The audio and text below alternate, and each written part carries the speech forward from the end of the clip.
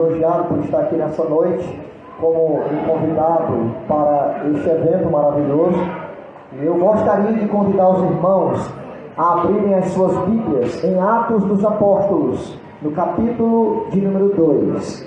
Eu sei que o texto base para o tema desse congresso seria Atos 16, mas o Atos capítulo 2 também, irmãos, não é diferente. Temos aqui um grupo de pessoas unânime perguntando aos apóstolos, após uma pregação contundente, o que eles deveriam fazer também para ser salvos. Atos capítulo 2, versículo de número 37 e 38, mas não deixaremos de meditar também em Atos 16, que é o texto base para o tema deste congresso. Leiamos, irmãos, Atos capítulo 2, 37 e 38. E ouvindo eles isto, os judeus que ouviram a pregação de Pedro, compungiram-se em seus corações, em seu coração, e perguntaram a Pedro e aos demais apóstolos: que faremos, homens irmãos? E disse-lhes Pedro: arrependei-vos, e cada um de vós seja batizado em nome de Jesus Cristo, em remissão de pecados, e recebereis o dom do Espírito Santo. Podeis assentar, meus amados irmãos.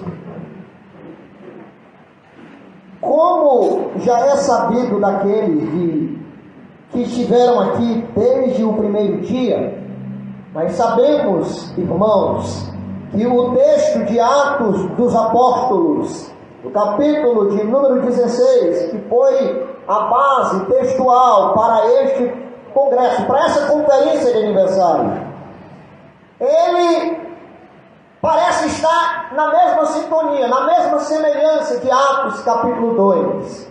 Só que lá é apenas um homem, que era o carcereiro, que estava guardando ali os presos, em que estava lá Paulo e Silas aprisionados. E quando aconteceu o milagre de que o lugar tremeu e eles saíram, estavam livres para saírem, pensava então o carcereiro que eles já tinham saído e achou que sua vida estava em perigo. E então, como era de responsabilidade dele aqueles presos, seria duramente castigado, inclusive com a morte. Mas ele mesmo quis antecipar, tirando sua própria vida, quando os apóstolos viram a cena e bradaram para que ele o não fizesse, porque eles ainda ali estavam. Mas uma coisa interessante, irmãos, foi a indagação desse carcereiro para os apóstolos. Então, o que devo fazer? O que é necessário que eu faça para encontrar a vida eterna, para ser salvo? Essa era a pergunta do carcereiro, semelhante à pergunta que vimos aqui dos judeus após a mensagem de Pedro: o que faremos, varões irmãos? Ou seja, essa é uma das perguntas, irmãos, mais antigas da humanidade, e a das mais importantes para toda a raça humana em qualquer lugar do planeta Terra, enquanto há vida. Porque depois da vida essa pergunta não terá mais sentido, porque não há o que se fazer depois da morte. Mas enquanto está vivo, há uma possibilidade. Aleluia. E essa pergunta é pertinente, é importante e também necessária. E não foi apenas o carcereiro e os judeus, que eram o público da pregação do apóstolo Pedro, que fizeram esta pergunta. Houve outros também que o fizeram, como por exemplo o jovem rico, quando se encontrara com Jesus, um homem que possuía um credo em vastos deuses, um homem que possuía muitas propriedades, mas lá no fundo da sua alma ele não tinha a certeza da salvação. E por esta razão, quando se defrontou com Jesus, aquele que pregava ser o Salvador, então ele achou pertinente fazer tal indagação e dizer: bom mestre, que bem farei para herdar a vida eterna? Note que a pergunta dele foi diferente da do carcereiro e das dos judeus que ouviram a pregação de Pedro. O carcereiro disse o que é necessário, o que devo fazer para ser salvo. Mas os judeus disseram, o que faremos? Mas ele não perguntou o que devo fazer ou o que farei para herdar a vida eterna. Ele não estava, irmãos, preocupado em saber definitivamente qual seria a verdade para a sua vida. E a prova é que no final da resposta de Jesus, ele não se rende, ele não se arrepende dos seus pecados. Mas a Bíblia Sagrada diz que ele sai entristecido, porque Jesus diz para ele o que ele deve fazer. Ele começa perguntando a Jesus que bem ele deve fazer. Seria essa a pergunta, irmãos, de muitos religiosos que já estão saturados por suas religiões, mas que ainda não encontraram para a sua alma a resposta da indagação: o que fazer para herdar a vida eterna? Então, os religiosos perguntam: que bem eu devo fazer? Como se a salvação fosse dada através da troca de bens, através de um homem cometer práticas e atos benevolentes para Deus, como se o homem, ao praticar boas obras, fosse merecedor da salvação por isso. Então aquele jovem rico, já muito religioso, mas sem a certeza da vida eterna, disse: mestre, bom mestre, que bem eu farei para herdar a vida eterna? E então Jesus começa perguntando para ele, então, se ele conhecia os mandamentos, porque o caminho é esse, a palavra de Deus. Conhecer o que Deus deu para nós, como o caminho, como o escape para a salvação. Mas a Bíblia diz que aquele homem diz: eu tenho conhecido isso desde que era pequeno. Jesus não o repreende, nem o retruca, mas diz para ele uma coisa: então, se tu já conhece, não será difícil para obedecer. Se tu já conhece, então tu sabe que tem que obedecer. E se tu já conhece, também sabe que tu não precisa praticar nenhum bem. Mas se tu quer praticar algum bem, então, conhece os mandamentos, distribui os teus bens para os pobres, dá tudo que tu tem, e depois tu vem e segue-me. Note que Jesus estava mostrando para aquele homem um caminho que para ele era muito difícil, porque por ser rico era avarento, por ter muitas propriedades não queria delas se desfazer. E note que Jesus não pediu elas para a igreja nem para ele, disse: dá aos necessitados, aos pobres, mas vem e segue-me. O que Jesus estava querendo dizer é que nada daquilo adiantaria para ele, mas sim servi-lo, segui-lo. Essa era a importância, e Jesus dá àquele homem uma oportunidade, mas a Bíblia diz que aquele homem pesaroso, porque possuía muitas propriedades, delas não queria se desfazer, e segundo, ali o relato da Bíblia, o homem saiu entristecido e não quis seguir Jesus. Essas perguntas, irmãos, são perguntas que vêm do fundo da alma do ser humano. Essas perguntas estão escassas nos nossos dias. Os homens não estão mais perguntando para Deus o que devem fazer para agradá-lo. Os homens não perguntam mais para Deus: qual é o objetivo da minha vida aqui neste mundo para ti, ó Deus? Os homens não estão preocupados mais com a sua eternidade, até porque há muitos ensinos que ensinam a nova geração de que a vida acaba com a morte. Morreu? Acabou.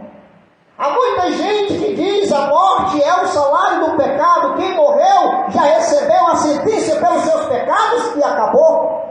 Mas, meus amados, segundo a própria Bíblia, morte não estava nos desígnios de Deus quando criou o homem. A vontade dele era que esse homem vivesse para sempre. Ele criou o homem não segundo a imagem de alguma coisa terrena ou passageira, mas quando ele o criou, disse: façamos o homem, não a imagem dos anjos, não a imagem de outro ser ou de nada criado, façamos conforme a nossa imagem e semelhança. Deus é trino, o homem é corpo, alma e espírito. Parte desse homem, se dividir, não o fará mais ser um homem completo. O homem é completo como seu espírito, alma e corpo. O homem também foi criado para ser eterno, porque Deus é eterno. Se o homem foi criado à semelhança dele, deveria também o ser.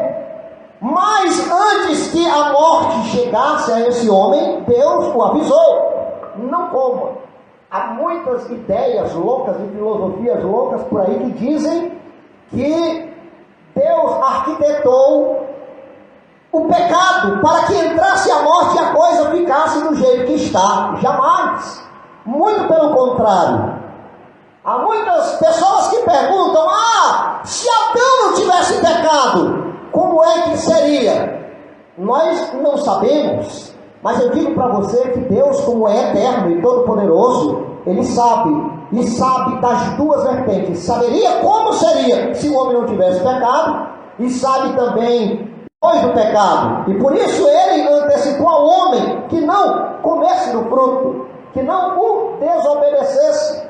Essa foi a ordem. Alguém diz: mas por que Deus colocou no jardim uma prova para que o homem corresse o risco, já que ele sabia que ele poderia correr o risco de cair, de desobedecer, de pecar? Porque Deus criou o homem eterno, mas o criou livre. Não criou como um robô, não criou para manipulá-lo. Deus não é manipulador, o diabo o é. Deus não criou o homem para forçá-lo a viver conforme a sua vontade. Por isso Ele deu a oportunidade para que o homem pudesse servi-lo ou não, obedecê-lo ou não, querer agradá-lo ou não. É uma decisão livre, do mesmo jeito que é a decisão do homem se voltar para Deus. Eu ouvi um jovem de 16 anos me perguntar uma coisa, irmãos, muito chocante. Ele disse assim: irmão, se Deus sabia que isso ia acontecer, por que Ele deixou que acontecesse? É uma pergunta muito pertinente nos nossos tempos. As pessoas inventaram isso para criarem uma possível culpabilidade para Deus e dizerem: eu estou ausente dessa culpa, o problema não é meu, o problema é de quem fez assim. E então não querem ouvir de modo nenhum qual seja a oferta divina para a sua vida. E esse jovem então seguiu dizendo que o céu é algo que Deus usa para barganhar a nossa alma, e o inferno é uma ameaça que Ele faz se nós não quisermos o céu. E eu olhei para aquele jovem com apenas 16 anos de idade, inclusive, irmãos, não tem ainda nem os estudos concluídos, mas já vinha com essa pergunta que eu nunca tinha ouvido em mais de 30 anos de fé. E aquele jovem fez essa pergunta e disse que Deus ameaça o homem com o inferno para que ele queira o céu. Mas eu quero dizer nessa noite, se Deus quisesse fazer isso, Ele não teria mandado o seu único filho à terra.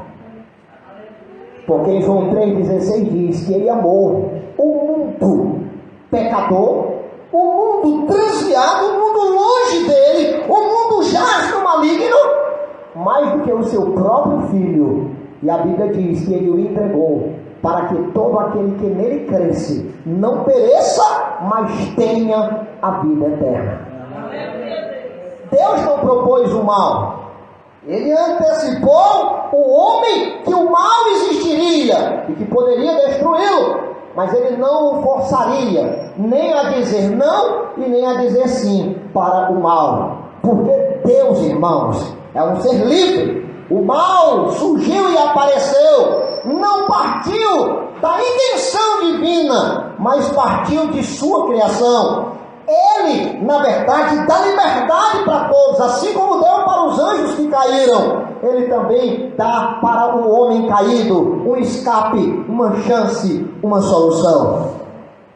Segundo a Bíblia, irmãos, em 2 aos Coríntios, capítulo 13, versículo 5, o apóstolo Paulo diz que todo o dia o crente, aquele que já tem Jesus, deve agir da seguinte maneira.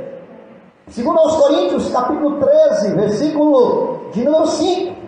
Olha o que ele diz: examinai-vos a vós mesmos, se permaneceis na fé, provai-vos a vós mesmos, ou não sabeis quanto a vós mesmos que Jesus Cristo está em vós, se não é que já estáis reprovados.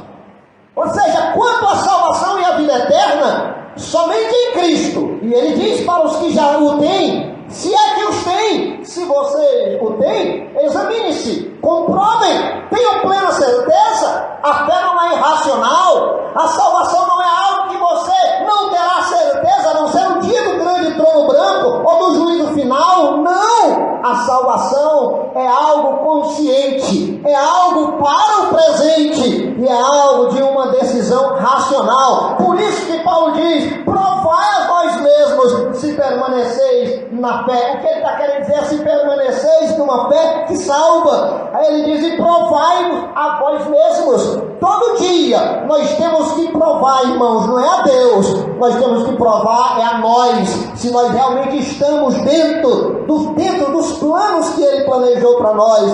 E Paulo ainda diz: ou não sabeis quanto a vós mesmos que Jesus Cristo está em vós. Depois eu quero mostrar uma coisa interessante acerca da salvação, pois muita gente pensa que a salvação é apenas o que Cristo fez na cruz, se ausentou, e agora, pelo que ele fez na cruz, quem crê e se apropriar daquilo será salvo. Sem compromisso, pessoal. Sem que ele tenha certeza de que Jesus mora em seu coração. Sem ter certeza que é Jesus que comanda a sua vida. Mas eu vou mostrar que não é assim.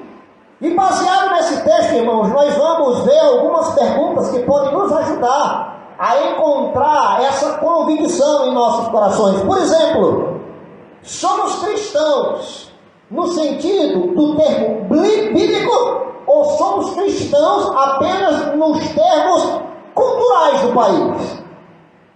De que forma nós somos cristãos? Essa é a primeira pergunta. A segunda: conhecemos a Bíblia e a lemos regularmente?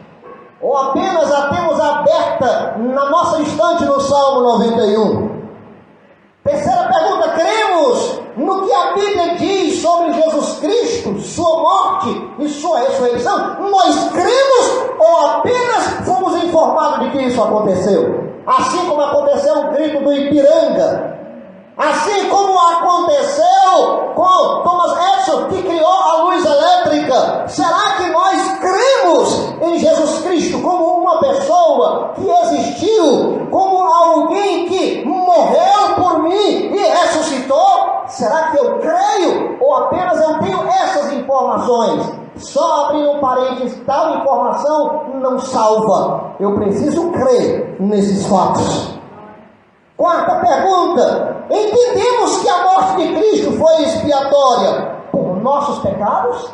Ou será que apenas eu acredito que Jesus morreu para salvar o mundo, mas de uma forma muito aleatória, muito sem um direcionamento pessoal? Como é que eu creio nisso? Será que eu creio que a morte de Jesus Cristo foi expiatória? Será que eu creio? Se eu creio, por que os meus pecados não creio que podem ser perdoados? A gente vê muitas pessoas com esse discurso, com esse pretexto: mas todos nós somos pecadores, para dar pretexto para pecar. Mas nunca dizem: nós somos pecadores, mas o sangue de Cristo me expiou, por isso eu não vivo mais nos meus pecados. Essa é a quarta pergunta. A quinta pergunta: já nos arrependemos dos nossos pecados e os confessamos a Deus? Confessar os nossos pecados aos homens, irmãos, inclusive é um mandamento bíblico. Confessar as nossas culpas uns aos outros e orar uns pelos outros. Nós não temos apenas um homem, não é o pastor, a pessoa a qual nós confessamos os nossos pecados e esperamos que ele nos passe algum tipo de penitência, para que nós possamos assim orar e receber a certeza do perdão dos nossos pecados. Não.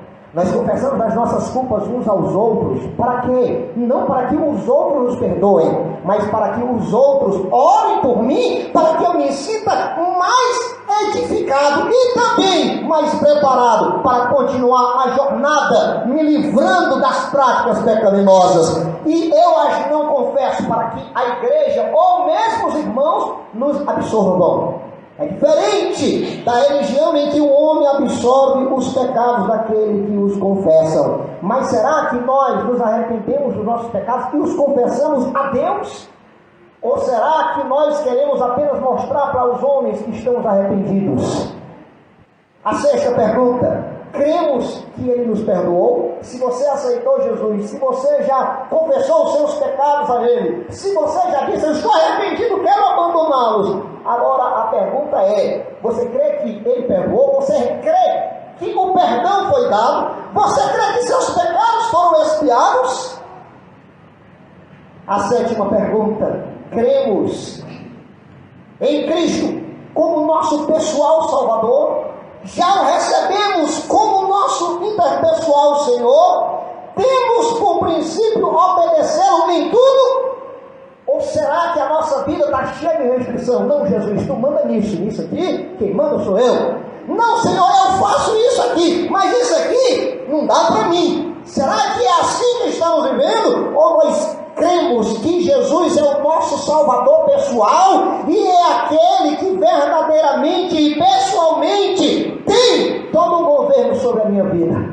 Será que Ele é o meu Senhor de fato no dia a dia ou só de boca? Será que Ele é meu Senhor apenas dentro da capela quando eu venho adorar no culto? Ou será que Ele é meu Senhor em todas as decisões lá fora? Como é que eu vivo aqui achando que Deus está presente e vivo lá fora achando que Ele não está? Essas são as perguntas que temos que fazer. Mas existe uma última e que é a mais importante. Temos a certeza da nossa salvação eterna?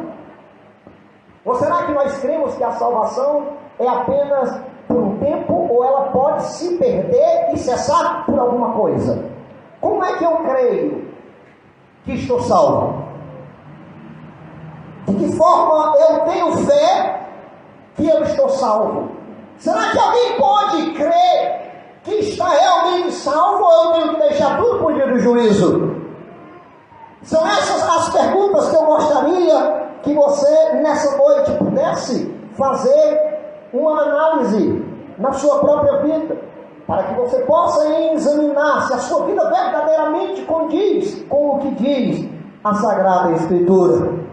Agora vamos analisar o texto que lemos e o texto que foi lido pelos outros pregadores nos outros cultos, que é Atos capítulo 16. Versículo 30 e 31. Olha o que é que a Bíblia diz, irmãos. Atos 16, 30 e 31. E tirando-os para fora, disse: Senhores, que é necessário que eu faça para ser salvo? Olha o 31. E eles disseram: crê no Senhor Jesus Cristo e será salvo tu e tua casa. Ele aqui, irmão, está dizendo que basta o homem crer em Jesus, ele vai ser salvo. Aqui não fala de arrependimento, aqui não fala de viver em santificação, aqui não fala em obedecer mandamento, só fala em crer. E hoje, todo mundo diz que crê, todo mundo diz que tem fé. Mas quando se pergunta, você tem certeza da sua salvação? Você tem certeza que vai morar no céu? Você tem certeza que se você morrer hoje, você vai ser recebido na glória de nosso Deus e Pai? Muitas pessoas dizem: ah não, aí é uma coisa mais profunda de teologia, ninguém pode saber disso, e não sei o que, é uma série de desculpas. Mas meus irmãos, olhem que coisa gloriosa, em Atos 16:31 para Atos 2:38, parece que há uma completude nos dois versículos, porque a pergunta é a mesma. Agora em Atos capítulo 2:38, Pedro diz: e disse-lhe Pedro: arrependei-vos e cada um de vós seja batizado em nome do Senhor, em nome do Senhor Jesus Cristo, em remissão dos pecados, e recebereis o dom do Espírito Santo. Note, o carcereiro ouviu dizer que bastava crer. A multidão aqui, Pedro disse: vocês têm que crer. Pedro disse: vocês têm que se arrepender. Sabe por quê, irmãos? Para um foi dito que bastava crer, e para os outros tinha que se arrepender dos seus pecados. É porque tanto faziam os apóstolos, ou o pregador dizer: creia no Senhor Jesus Cristo, ou ele dizer: arrependa de seus pecados, porque uma coisa está intrinsecamente ligada à outra. Ninguém se arrepende se não crê, e ninguém que crê verdadeiramente vai deixar de se arrepender, porque a fé e o arrependimento estão unidos, juntos na Bíblia. Não se pode haver fé sem arrependimento, nem arrependimento sem fé. Não pode haver crer no Senhor Jesus e simplesmente virar as costas para Ele e viver a sua própria vida. Quem crê em Jesus o crê como Senhor da sua vida. Veja o que a Bíblia diz em Romanos, no capítulo de número 10, como é a recepção para quem nunca entendeu isso. Será que Deus já nasce em mim?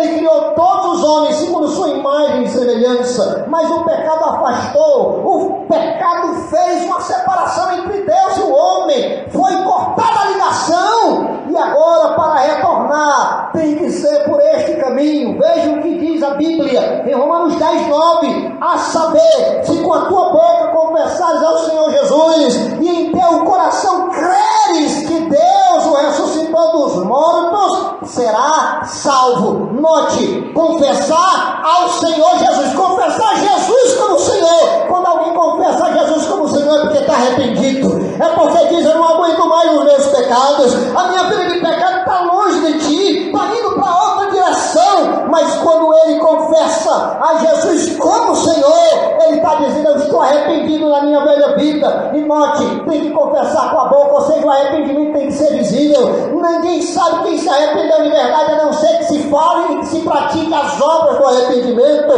Mas ele fala aqui, irmãos, que uma coisa é gloriosamente a fé e o arrependimento. Ele disse: o homem tem que confessar com a boca e tem que crer com o coração. Versículo 10, Paulo explica: visto que com o coração se crê para a justiça e com a boca se faz confissão para a salvação. Porque diz a Escritura, todo aquele que nele crê não será confundido.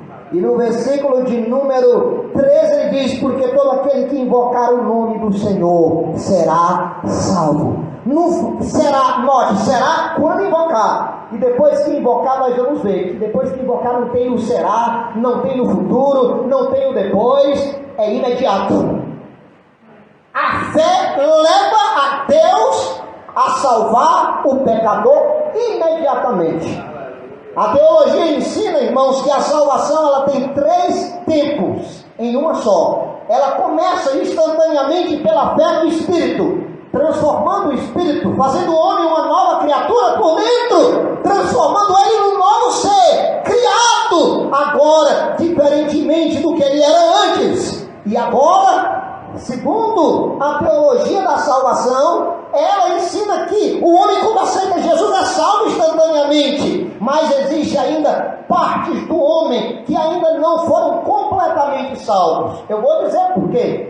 Isso não quer dizer que ele não esteja, mas ele ainda não está completo. Quando é que a salvação se completará? Quando o homem tiver, irmãos, a sua alma e o seu corpo completamente restaurados. O Espírito já o é na hora da fé. Quando o homem morre antes de Jesus voltar, seu corpo volta à terra. Então, em termos de corpo, ele ainda não está salvo. Ele vai ser salvo. O homem, em relação à alma, ainda não está e nem será. Mas ele todo dia está se salvando. Que é o comportamento da sua alma, que é a forma como ele vive para Deus, que é a forma como ele lida com os seus sentimentos, emoção, tristeza, alegria, amargura, em relação ao mundo e em relação a Deus. Mas por fim, nós vemos a salvação se completando quando Jesus vier buscar o seu povo, e aqueles que já estiverem mortos, tiverem seus corpos restaurados. Seus corpos ressuscitarão agora glorificados. E então a salvação terá a sua completude, porque ela é completa no tempo e no espaço. Existe para Deus, irmãos, o momento em que Ele nos salva, que não existe, irmãos, agora mais perdição para aquele a quem Ele salvou. Jesus, a Bíblia diz que aquele que em vós começou a boa obra aperfeiçoará até o fim. A Bíblia diz que quando Jesus salva, Ele não se arrepende, porque os seus dons são sem arrependimento. A Bíblia Sagrada diz que o que Ele fez em nós, não fez para se perder, porque fez de uma vez por todas. É um sacrifício eterno que Ele fez, e não precisa ficar fazendo todo domingo, nem todo mês, nem todo ano. É um sacrifício eterno, um sacrifício único, um sacrifício santo e perfeito, mas que começa dentro do Espírito. Por isso, irmãos, que olhando para o crente, só saberá que ele é salvo, porque ele pronuncia isso com fé e convicção, e por causa da sua vida, que agora é totalmente diferente. Antes, quando chegava na sexta-feira, sua alegria é: sextou. Agora eu vou para casa me preparar e me arrumar para ir me divertir. O crente não importa se é sexta, quinta, quarta, terça, segunda, sábado ou domingo, todos os dias ele se regozija na presença de Deus. Todos os dias ele tem uma alegria que não pode ser tomada, porque a alegria que ele tem não é dada pelas circunstâncias e nem é dada pelo estado em que o mundo está. Se o mundo passa por uma catástrofe, todo mundo se entristece, mas se é um carnaval, está todo mundo alegre. Para o crente não importa as circunstâncias, com Jesus ele tem uma alegria que jamais nada nesse mundo poderá tirar.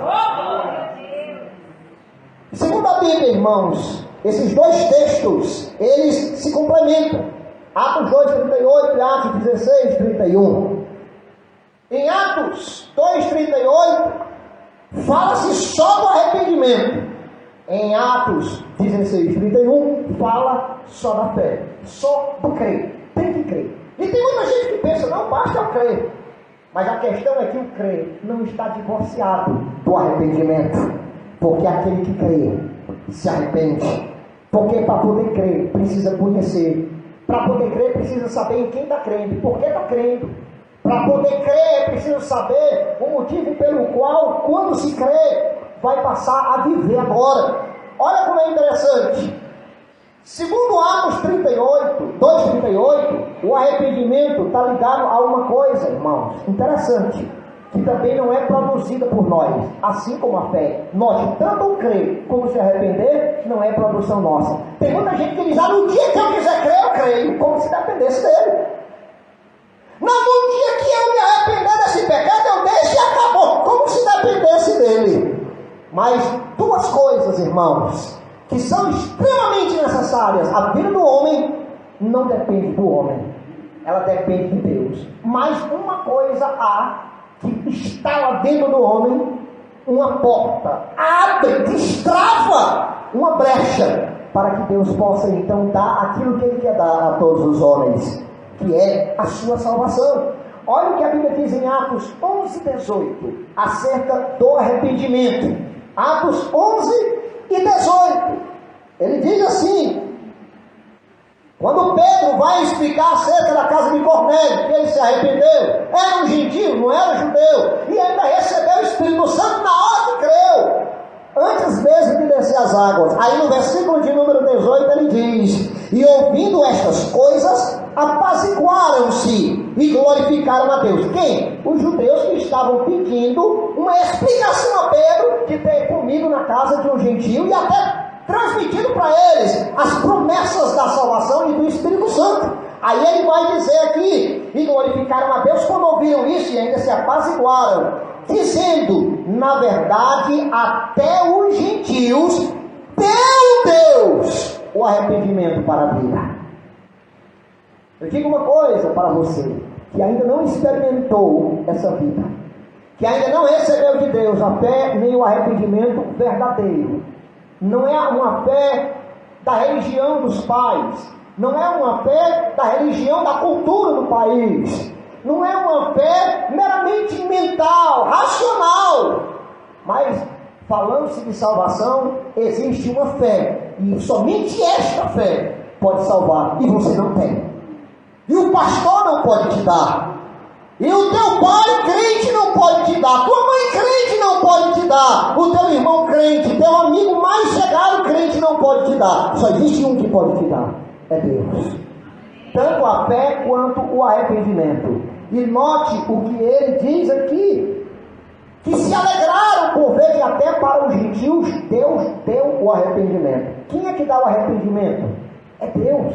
Eu não posso me arrepender quando eu quero, como eu quero, do jeito que eu quero. Não, o verdadeiro arrependimento quem dá é Deus. Por isso que é como aquela questão de Noé. Quando Noé entrou na arca, ele fechou a arca por dentro, mas Deus autorizou anjos a fechá-la por fora, para que Noé não tivesse a tentação de querer abrir para entrar quem não fosse permitido e quem não estava preparado para entrar na arca. Então Deus providenciou isso, e Ele providenciou também uma salvação pela qual, depois de termos, não podemos perdê-la. Sabe por quê? Porque quem dá é Ele. A dádiva de Deus é algo eterno, é algo que não pode se perder.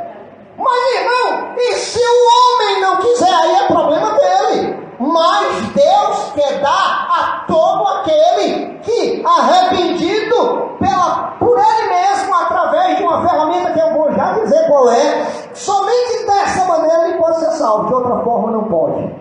Não pode, não adianta ser batizado nas águas, não adianta portar a Bíblia aberta na estante, não adianta praticar boas obras, não adianta pertencer a uma religião, nada disso adianta. O que adianta é crer em Jesus e se arrepender para Ele dos seus pecados, segundo a vontade dEle e não a nossa. Por isso que eu disse, se o arrependimento dependesse de nós nos arrependeríamos de uns pecados e outros não. Se a fé fosse uma produção humana, nós íamos dizer, Senhor, eu creio nisso, mas não creio naquilo. Mas a fé que Ele dá é uma fé que o crente a recebe incondicional. Ele crê, ele confia em Deus cegamente, assim como uma criança confia no pai quando vai pular em seus braços, acreditando que ele não vai deixá-lo cair no chão.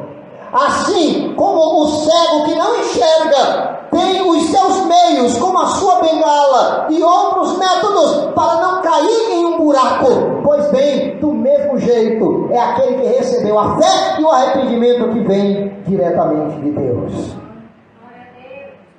Se Atos 2,38 fala do arrependimento sem incluir a fé, porque a fé estava implícita. Se Atos 16,31 fala da fé sem o arrependimento, é porque o arrependimento está implícito na fé, porque ambos são dádivas de Deus. Deus dá o arrependimento e Ele dá também a fé. Efésios capítulo 2, versículo 8. Todos conhecem de cor esse texto. Efésios 2,8. Pela graça sois salvos. Note, pela graça sois salvos, não é pela graça sereis salvos. Não é que depois de receber a graça vocês poderão ser, não. Pela graça sois. Agora existe um meio para que você possa receber essa fé pela graça. A graça é o amor imerecido, o favor que Deus está fazendo, sem que nós merecêssemos. Mas existe um meio para que eu receba essa salvação que é pela graça. Não é produzida por mim, não é pelas minhas boas obras, mas é pela graça, por meio da fé. Aí tem uma vírgula lá, e depois vem isto que é a fé, não vem de vós, é dom de Deus.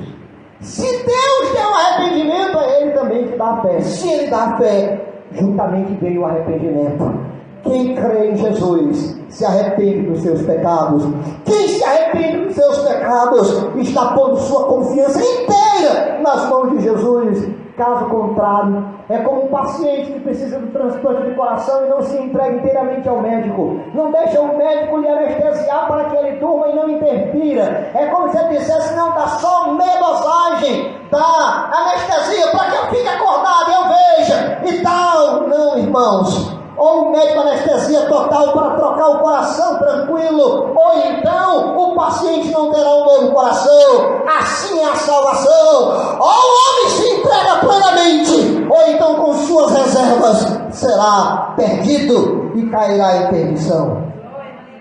Se a Bíblia diz que a fé e o arrependimento são dons de Deus, então, irmãos, eu dependo dele para poder receber essa fé e esse arrependimento. Se a fé é uma dádiva de Deus e o arrependimento também, então o que eu devo fazer para receber? Já falei que boas obras não adianta, pertencer a uma igreja não adianta, ser filho de religiosos também não adianta, nada disso adianta. Então, como eu estarei apto para receber essas coisas? Agora eu queria que você lesse. Se você tem uma Bíblia, se você não tem, quem tem, junte-se do lado para poder ler com essa pessoa.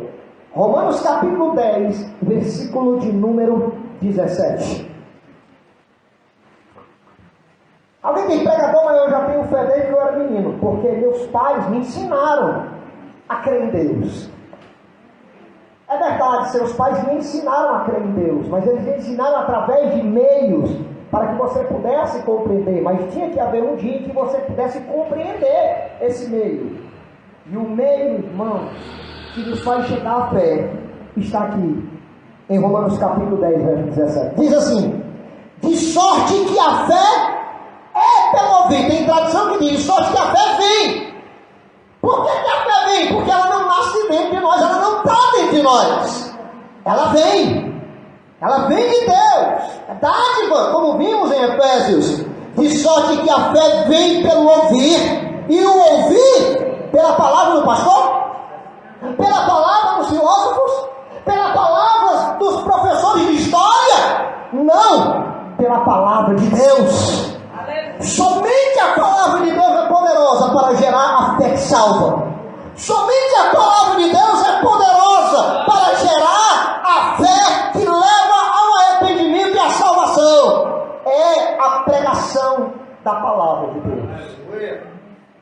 Sem ela, você jamais chegará à fé que salva. Ah, pregador, eu amo a Deus, eu creio em Deus, mas eu não quero ler a Bíblia porque é coisa de homem. Interessante notar que essas pessoas que fizeram perguntas, apenas o jovem rico da história aqui nós vimos que perguntou a Jesus pessoalmente, mas os outros não perguntaram a Jesus pessoalmente. O carcereiro perguntou a Paulo. Paulo era Deus?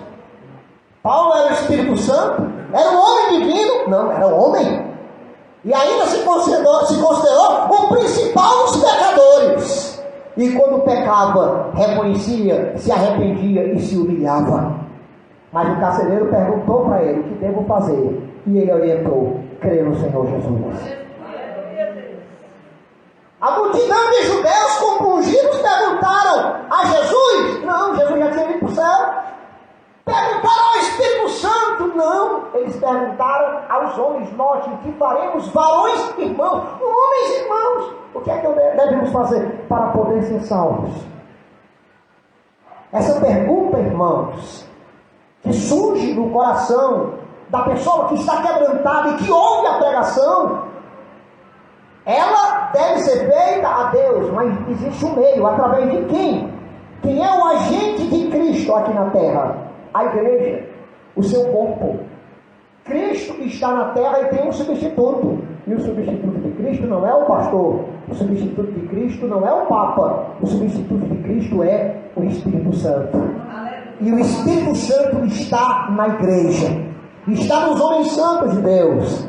E essa pergunta tem que ser direcionada a eles. Você quer saber como ser salvo? Você precisa ser humilde e perguntar aos homens da qual Deus ortogou e autorizou para que você, através dele, se chegasse a ele pela fé. Quando esses homens pregam a palavra, eles são profetas de Deus, agentes de Deus, eles estão falando em nome de Deus, é Deus falando através deles. Quando alguém vem à frente e aceita Jesus, não aceita o pregador, não está aceitando o pastor, ele está recebendo Jesus, ele foi encaminhado para Jesus. Assim como Maria encaminhou aqueles homens que buscavam o vinho para Jesus. Chegaram para ela e aí o que é que vamos fazer? Ela disse: olha, não é comigo não, é com ele. Apontaram. Ela apontou para Jesus, para que aqueles homens fossem até ele. E eles foram até lá. Nós não fazemos diferente. Nós apontamos para Jesus. É Ele que faz a obra. É através da palavra que você vai encontrar a Jesus. Mas a palavra, ela precisa ser pregada, precisa ser anunciada. Note o que diz o apóstolo Paulo na sequência dos versículos. Ele diz aqui no versículo de número 14, aliás, os versículos que antecedem esse versículo. No versículo de número 14 ele diz: como pois invocarão aquele em que não creio? Como é que uma pessoa que não crê em Jesus pode invocá-lo verdadeiramente?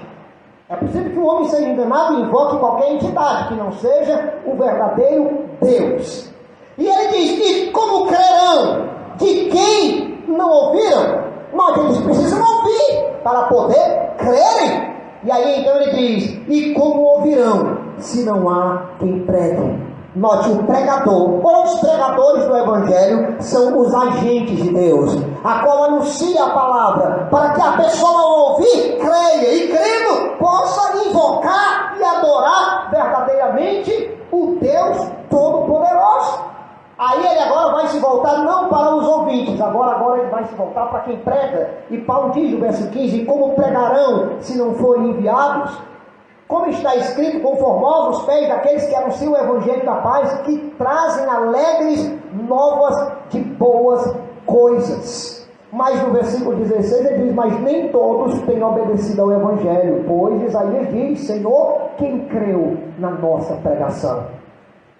Note, a igreja ela está responsável para pregar, não para salvar. Quando Jesus comissionou os apóstolos, ele não disse: ide por todo mundo e salvai-vos. Ele disse: ide por todo mundo e pregai o Evangelho a toda criatura. Quem crê e for batizado, quem não crê será condenado. O papel da igreja é ir e pregar. O papel do pregador é anunciar a salvação. Mas note, o papel do ouvinte é ouvi-la.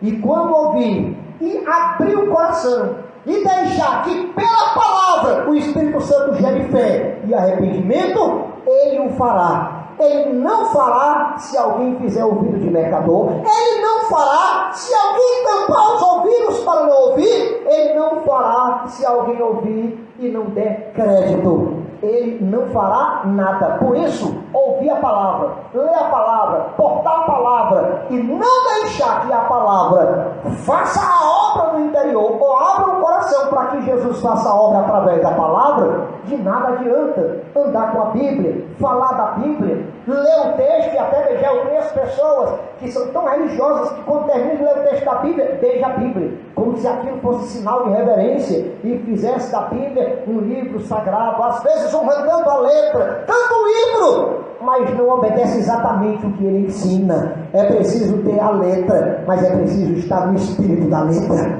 As palavras de Cristo, ele disse, elas são espírito e vida.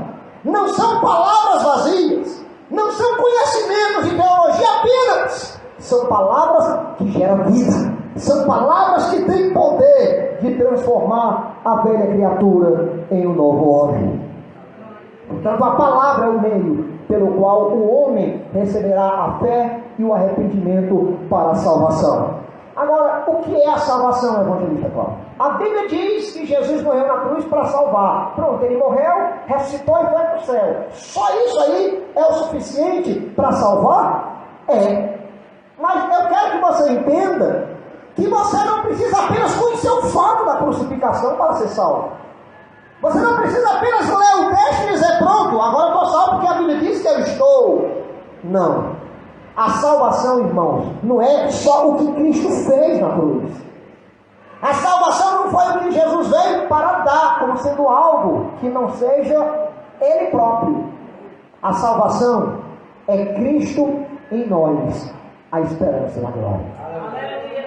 Você pode conhecer toda a teologia. Se Cristo não estiver em você, não haverá uma glória eterna. Você pode conhecer a Bíblia de cor e salteado, versículo por versículo, mas se Jesus não estiver na sua vida, de nada adianta. Jesus precisa estar em mim. Eu vou ler aqui apenas alguns versículos que mostram que Jesus não veio dar a salvação. Ele veio salvar, e a salvação é Ele mesmo dentro de nós. Por isso que nós não cremos apenas no que Ele disse, nós cremos nele, porque Ele é que é a salvação e não apenas o Salvador, como muita gente pensa. Vamos ler aqui alguns versículos que mostram que a salvação é ter o próprio Jesus. Começando por Hebreus 7, 25. Eu não vou aguardar que os irmãos abram, mas quem quiser anotar para ler depois, mas ouçam o versículo que eu irei ler. Hebreus 7, 25 diz: Ele é capaz de salvar definitivamente aqueles que, por meio dele, se aproximam de Deus. Não por meio do que ele ensinou, não por meio do que ele fez, não por meio do que ele disse para você obedecer, mas por meio dele. Eu tenho que ter Jesus em mim, porque se eu não tiver, não é algo que ele fez que vai me garantir a salvação, é o que ele fez e o que ele é. Então a salvação está nele, é por meio dele, é nele que eu sou salvo. Em João 1, versículo 2, a Bíblia diz: mas aos que receberam, aos que creem em seu nome, deu-lhes o poder de serem feitos filhos de Deus. Note, aos que o receberam. Nós não recebemos apenas a doutrina de Jesus. Nós não recebemos apenas informações do que ele fez na cruz. nós recebemos o próprio Jesus. Alguém pode dizer, mas como é que pode? Por que eu olho para você e não estou vendo Jesus aí do seu lado? É porque ele não está do lado, ele não está fisicamente, ele está dentro, agora por obra do Espírito Santo, e agora está operando pelo Espírito Santo. Alguém diz, mas como isso é possível? E como eu posso crer? Eu quero dizer que no Antigo Testamento também Jesus já estava. Antes do Antigo Testamento, agora você que já leu o livro do Antigo Testamento, me diga uma coisa, quando foi que você viu o nome Jesus? Quando você viu alguém reconhecer e dizer, esse aqui é o Jesus Filho de Deus? Quando você viu o nome de Jesus mencionado lá? Mas ele estava presente no Antigo Testamento. Mas eu não vou me deter na presença dele no Antigo Testamento, naqueles que viveram antes de Jesus nascer da Virgem. Eu quero falar que Jesus já existia antes da fundação do mundo. João capítulo 1, versículo 1, a Bíblia diz, no princípio era o verbo, e o verbo estava com Deus, e o verbo era Deus. Quem é esse verbo? A palavra. Quem é a palavra? Jesus. Daqui a pouco nós vamos ler um texto que a Bíblia revela que Jesus é a palavra é Jesus. Por isso nós não acreditamos em uma vida religiosa divorciada de uma comunhão íntima com Deus. Nós não acreditamos em uma vida que tem a esperança da glória, mas que não tem nenhuma intimidade com a Bíblia. Ninguém pode ter Jesus sem a Bíblia. Alguém pode ter até a Bíblia e não ter Jesus, mas é impossível ter Jesus no coração e não amar a Bíblia e não desejar ela ler. Sabe por quê? Porque aquele que recebe Jesus o reconhece na Escritura. Quando lemos a Bíblia de Gênesis e Apocalipse, só enxergamos Jesus. Quando lemos o Novo Testamento, do nascimento da Virgem até o Apocalipse, só reconhecemos Jesus, só vemos Jesus. É Ele operando aqui, acolá, através disso, daquilo, fazendo milagres. É Ele operando de todas as formas, porque Jesus está presente em toda a palavra, porque a palavra é o próprio Cristo, Cristo é a palavra. Se alguém quiser ser salvo, tem que ser pela palavra e pelo próprio Jesus, que é a palavra. Irmãos, quando o crente conhece a Bíblia, pode vir uma perseguição que tem que lhe impedir de ler a Bíblia, e arranque a Bíblia escrita da sua mão. Mas eu digo uma coisa, jamais, tortura nenhuma, oposição nenhuma, tirania nenhuma, oprimirá o crente, até tirar de dentro dele a palavra de Deus. Aleluia. Sabe por quê? Porque a palavra que está dentro de nós não é apenas informações na mente, não, versículos decorados, não. A palavra que está dentro de nós, irmãos, ela foi encarnada. Aleluia! E Jesus está presente no crente, não é fisicamente, é através do Espírito. Eu digo mais, alguém pode dizer, mas como é que você pode ter tanta certeza? Foi o próprio Jesus que disse para Tomé: Tomé, tu me viu aqui, para poder tu crer em mim, tu precisou tocar na minha mão, tu precisou meter o dedo no buraco da lança no meu lado. Mas eu quero te dizer uma coisa: mais felizes, mais bem-aventurados serão aqueles que não vão viver assim como tu está vendo. Aleluia! Mas crê, irmãos, o crente crê na presença de Jesus tão real, que ele sabe que Jesus é mais real para ele do que o seu pai e sua mãe que está do seu lado. Quem tem Jesus no coração e o tem da forma bíblica, quem recebeu Jesus no seu interior pela fé e o arrependimento, crê que Jesus Cristo é tão real quanto Ele mesmo. Aleluia! E que Jesus é tão poderoso quanto qualquer outra coisa. E é por isso que o crente não fala de outra coisa, é só Jesus, porque Jesus é a razão da sua vida. Quando ele está alegre, ele só fala de Jesus. O mundo só fala de suas alegrias relacionadas a coisas que o alegram nesse mundo. É futebol, é praia, são vícios, são coisas relacionadas a esse mundo que nos motivam as emoções para se alegrar. Mas o crente não, irmãos. Ele tem uma alegria que vai muito além e que é mais real. E eu digo mais, é uma alegria eterna. Porque a alegria que os homens colocam nas coisas desse mundo, um dia essas coisas vão se acabar. E quando estiverem nas trevas e vazio, não as tendo, será grande a depressão e a tristeza. Mas eu digo uma coisa: aquele que tem Jesus, mesmo num calabouço, mesmo numa prisão, mesmo amarrado e apanhando, ele está com o coração cheio de alegria, porque Jesus prometeu dar alegria nas horas mais difíceis. Esse mundo nas horas mais difíceis, você não é doado, quer sair desse mundo através do suicídio, mas o crente não. Quanto mais vem sofrimento, mais ele se alegra. Ele entrega a vida nas mãos de Jesus, e se for para morrer, do jeito que for, ele morre, porque ele não está preocupado, porque a morte é só um trampolim, é só uma passagem de uma porta dimensional do material para o espiritual. E a Bíblia Sagrada diz que o crente recebeu Jesus, mas os que os receberam, ele deu o poder de serem feitos filho de Deus. Para ser filho de Deus não é receber catecismo, não é receber escola bíblica, isso aí não adianta. Isso aí já é para quem está em Cristo, se firmar e se preparar cada vez mais. Mas aquele que recebe Jesus é que é transformado em filho de Deus. Romanos 6:23 diz que o dom gratuito de Deus é a vida eterna.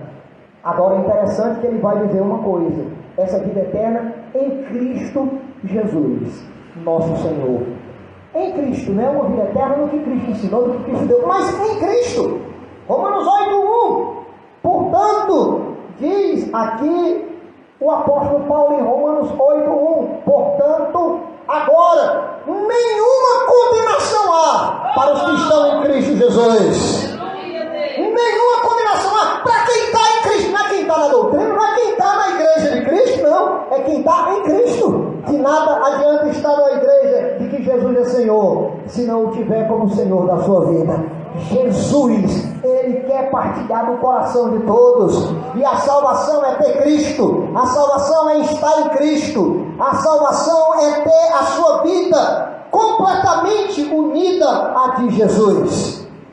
E ainda, no versículo 2, olha como é que diz em Romanos 8, capítulo 8, versículo 2. Porque a lei do Espírito de vida em Cristo Jesus me libertou da lei do pecado e da morte.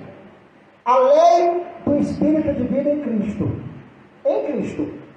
A lei sem Cristo, irmãos, são meras palavras vazias, sem poder. Mas a lei em Cristo Jesus é que livra o homem do pecado. Essa que tem poder de libertar. Essa que tem poder de salvar. Em 2 Coríntios 5,17 diz: se alguém está em Cristo, nova criatura é.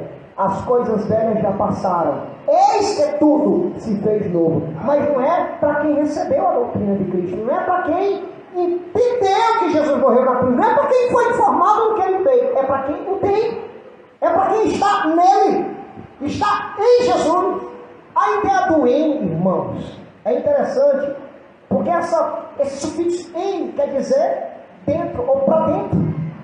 Nós não devemos apenas ter conhecimento, eu tenho que estar em Cristo, eu tenho que estar dentro, como se eu estivesse dentro de Jesus. Pronto. Jesus é o real do símbolo da arca de Noé. A arca de Noé, para que todos fossem salvos, teria que entrar nela, e então a porta ser fechada, e então estavam seguros e salvos. Também em Jesus, essa é a ideia. Quem está dentro de Jesus, quem está em Cristo, é salvo. Mas aí alguém pode dizer: mas pregador, eu ouvi você dizer também que Jesus está em mim. É uma mistura tão grande que não se sabe dizer se é Jesus que está em mim ou eu que estou nele. É uma só coisa. Paulo aos Coríntios diz: aquele que está unido a Cristo torna-se um só espírito com ele. Interessante, é o mistério da união entre o casamento, entre o homem e uma mulher. São duas pessoas, moram numa casa, duas pessoas ocupando cada um seu espaço, porque os dois que já são concretos, que têm uma vida material, não podem os dois ocupar o mesmo lugar no espaço. Mas interessante que no espaço de Deus não tem esse negócio. No espaço de Deus, irmãos, existe essa mesclagem. E a Bíblia diz que quando o casal diz sim para o outro, perante Deus se tornam uma só carne. Não é um espírito não, é uma carne só. Como é que pode? Duas pessoas, duas carnes se tornarem uma. Mas quem olha para o casal vê duas pessoas, mas Deus só vê uma. É assim que Deus vê o crente em Cristo. Quando o crente está em Jesus e Jesus está no crente, Deus não vê dois. É por isso que Ele não pode condenar quem está no seu Filho, porque Ele já mandou seu Filho para nos salvar, já condenou o pecado através da morte do seu Filho. E agora, quem está em Jesus está salvo. Quem está nele é como quem esteve dentro da arca, está seguro da salvação. E a Bíblia diz no versículo 15 de Gálatas, capítulo 6, que aquele que está em Cristo Jesus, nem a incircuncisão, nem a circuncisão tem valor algum, mas sim o ser uma nova criatura. Quem está em Cristo tem que ser uma nova criatura. Ninguém pode dizer: eu estou em Cristo e ainda está nas trevas. Não. Jesus é luz. Jesus é a salvação. Jesus é a libertação. Portanto, quem está em Cristo está salvo. Como eu disse para finalizar, nós vamos apenas averiguar, irmãos, duas coisas interessantes. Primeiro, em Romanos capítulo de número 10, no versículo 17, que nós já lemos, diz que a fé vem pelo ouvir e ouvir a palavra de Deus. A fé que salva, o arrependimento salvífico vem através da palavra de Deus. Agora, olhe como é interessante uma coisa. Quem tem Jesus tem a palavra, e quem tem a palavra é para ter Jesus. Nem sempre tem, mas é para ter. Então, se as duas coisas não é uma só, então olha o que a Bíblia diz em João 17. Evangelho de João, capítulo 17, versículo 17, Jesus orando ao Pai em uma oração sacerdotal pela igreja, ele diz assim: santifica-os na tua verdade, ó Deus, a tua palavra é a verdade. Aqui Jesus está falando duas coisas: a palavra de Deus, que é a verdade, e a verdade, que é a palavra de Deus. Agora, qual é a relação da verdade e a palavra de Deus com Jesus? Está também escrito na própria Escritura. João 1 diz que no princípio Jesus era a palavra, era o verbo. Então Jesus é a palavra. Para que alguém possa ser salvo, tem que não apenas aceitar o que a palavra diz, mas tem que recebê-la. O crente ama a Bíblia, porque a Bíblia revela a verdade é Cristo, a palavra é Cristo. Sem a palavra não tem Jesus. Alguém pode dizer: não, eu creio em Jesus, mas nunca li a Bíblia. Em que Jesus você está crendo? Qual Jesus você crê?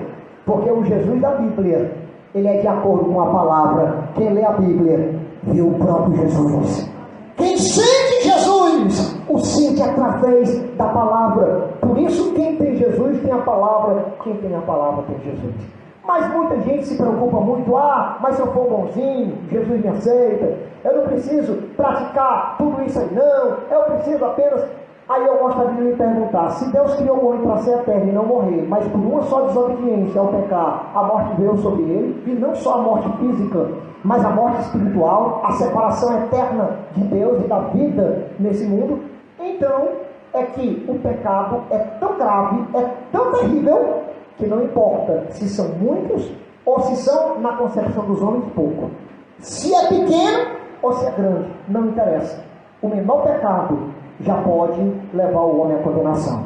Tiago diz que os judeus que observavam a lei tinham que cumprir os 10 mandamentos. Se cumprisse 9 e falhasse em um, seria condenado por esse único mandamento que não cumpriu. Baseado nisso, para encerrar, eu gostaria só de lhe contar uma coisa para a sua meditação e pensamento. Digamos que você fosse uma pessoa muito boa e você cometesse apenas um pecado por dia, só um. Por semana seriam 7. Por mês, dependendo do mês, seria 30 ou 31. Por ano, seria 365 pecados, cometendo apenas um por dia, durante o dia todo, 24 horas, apenas um pecado. Se você reconhecesse: isso aqui é pecado, o resto, não, eu não cometi mais nenhum, só esse. Só um por dia. Note, por ano já seriam 365, né? E isso salvo porque tem um ano bissexto que seria mais um, 366 por ano. Agora vamos somar todos esses pecados diários por toda a sua vida. Quantos anos você tem hoje? 20? 30? 40? Então faça a soma. Se Adão foi julgado por conta de um único pecado, e o homem que obedece à lei no Antigo Testamento era culpabilizado por apenas um que não cumprisse, embora cumprisse 9, eu lhe pergunto: você se acha justo diante de Deus? Você acha que pode chegar diante de Deus e dizer assim: eu sou bonzinho, eu nunca cometi nenhum pecado? Você seria capaz de dizer isso? Sabe por que não seria? Porque todo homem diz: eu sou pecador por natureza. Todo homem peca. Ninguém há que não peca. Ele já se justifica dizendo que é pecador. Então eu lhe pergunto: você poderia argumentar perante Deus para se justificar de que merecia a salvação, se um único pecado poderia lhe levar à perdição? Então nessa noite eu quero lhe apresentar o Jesus que quer salvar a tua vida, independente de você ter cometido um ou de você ter cometido milhares de pecados. A Bíblia Sagrada diz que o seu sangue foi derramado para purificar o homem de todo pecado. Não apenas uns e outros não. E se você está aqui nessa noite com essa condição, vamos ficar de pé, irmãos.